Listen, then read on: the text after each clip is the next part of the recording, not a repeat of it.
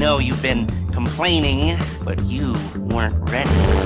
Rob Handlery, I feel like you've been covering Grand Theft Auto 5 for most of 2014, just waiting for the Heists update to finally show its face. Waiting. Turns out we're going to be waiting until next year.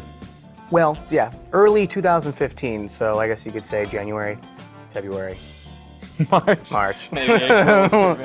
But yeah, a trailer came out today. They showed off some details for what we're actually going to be able to do in Heists. That's right, as well as some info in general, and hype train all aboard. I'm stoked. So, just to kick it off, they showed a lot of stuff. Tons of new air vehicles. You got like a Hind helicopter, the Hydra jet from San Andreas, which is like vertical takeoff. You got a Huey helicopter with mounted guns. You got an armored car. Tons of just kick-ass vehicles. But the heist info was finally revealed, so it's going to be 4 people total in heists. Okay. The heist leader needs to have a high-end apartment where you actually conduct as you remember in story mode, you have like the layouts. Yeah, you have to do it in your own place. Corkboard style. Right. It's exactly that. So there's 5 missions.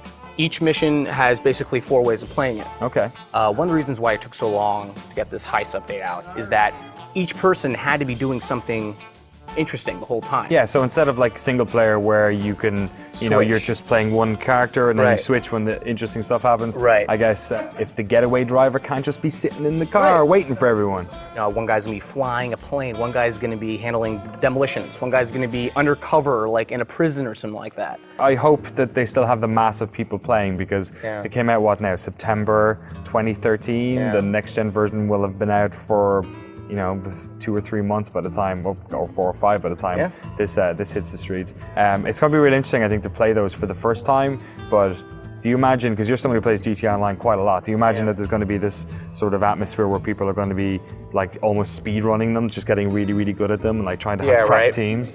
Yeah, I mean, I think total it's going to be about 20 hours of actual gameplay.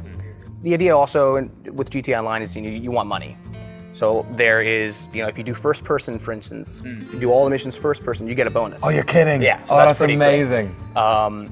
And touching back on the heist leader, which is really interesting, is the heist leader actually also does their setup missions to your actual heist. So that's still incorporated.